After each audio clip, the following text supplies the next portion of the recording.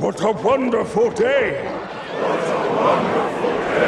What a wonderful moment it was watching The Kingdom of the Planet of the Apes. And if you're going into this film thinking it's going to be like the recent trilogy, nah, I'm sorry to disappoint you. It's much more similar to the first original 5 films.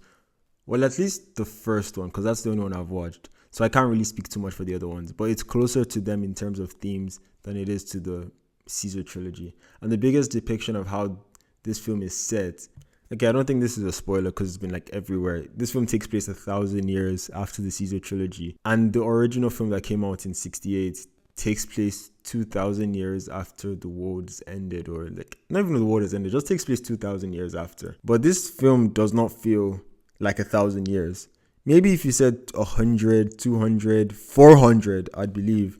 Apart from the world building and the amazing post-apocalyptic world created, it doesn't really give me this is 10 centuries into the future. Like, I mean, The Last of Us takes place in 20 years after whatever happened, the outbreak or whatever. And they look quite similar in the way that the world has, ended or whatever. But the stuff in the time frame that makes me really unhappy and annoyed were just the creative choices made in the characters. Humans, to be specific. It's like, did the apes age 1,000 years, but the humans that were having this devolution-ish issue really just remain the same? I can't really explain myself the best way without giving away spoilers. So here's my attempt to explain this in the most vague way possible. There are 2 humans in this, a male one and a female one. And the male guy in this film is how I would expect them to be done in terms of like their mentality and the situation they're like put in. Whereas the female one, like, don't get me wrong, like, obviously there'll be these rebellious humans that are just fighting for the sake of the human race, like 1,000 years, and there's still hope with you. Okay, whatever you're doing. But I just think, like, compared to the original, which I know it's a different scenario, that the guy is coming from basically the present to this future, but it's just missing that sense of, okay, I'm on the human side. But that being the negative also somewhat deviates to one of the things I loved about this movie, which was the antagonist, the main big bad, being also my favorite character in this film, apart from the protagonist, which I will get to. It's just this main guy. I think his name is Maximus Caesar. I can't really remember. Like, the little screen time we get with him to understand he's this narcissistic dictator and just his overall messed up way of thinking and leading. But when we get away from all of that, I just love how they don't paint him as that bad guy. Okay, he is one. He's the bad guy. Like, you can definitely tell with some of the way he's going with some of his thing.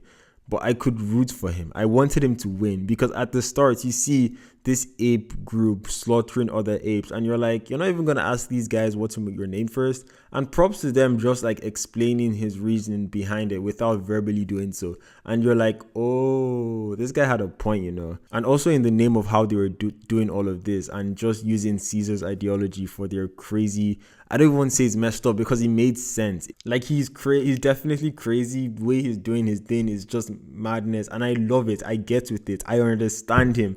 Then we get to see that dinner lunch scene, which I know this guy has the potential to be a leader. I don't know. It makes you just root for him. This guy could have really been the next Caesar, basically, because he had the potential. Like, look at the way he's talking to our protagonist.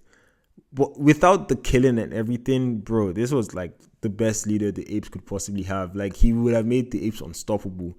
But obviously the movie needs a reason for you to like not be with him. And obviously, like, the guy is just he's killing apes, man. So ape don't kill ape. We know this. But apart from that, like, I just love everything about it. I loved his vibe. I loved his ideology. I loved what he wanted to accomplish. I loved like how he was planning to do so. It was just so cool to see someone like him in this world, But overall, in regards to his character, I think it was just written so well and was easily the best part of the film. He's in the film for like maybe 20 minutes. And in my own opinion, that's the best 20 minutes you're going to see in this movie. Also, in terms of characters in this film, I want to talk about one of my favorite characters. Don't get me wrong, I hated this character. I couldn't stand the female human in this movie. But I feel like that's what made her great. Just how annoying she was.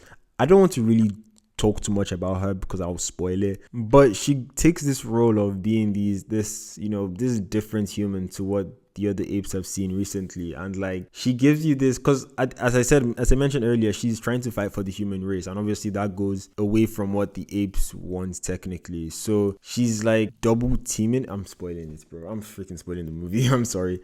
I don't know, it's just the way her character was portrayed. It was done so well, because I feel like there's a side of this people that watch this movie and they will be rooting for her, but that's not me. And I feel like that's what this movie does so well. It divides the characters for us, the audience, to pick who's the good guy and who's the bad guy. Yes, at the end of the day, it picks it for us, basically. But like, it just gives you this sense of you can't really trust anybody but yourself, being the viewpoints from the protagonist that we see.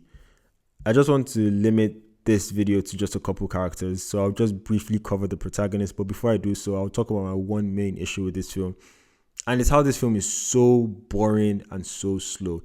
It feels like it's going on for way too long. Okay, the first hour, I'm all here for the world building and everything, but you can cut out 30 minutes from it. You can cut out 30 minutes from the first hour and use it for, or just try and do something else, you know? Especially with the stars feeling like a coming of age film.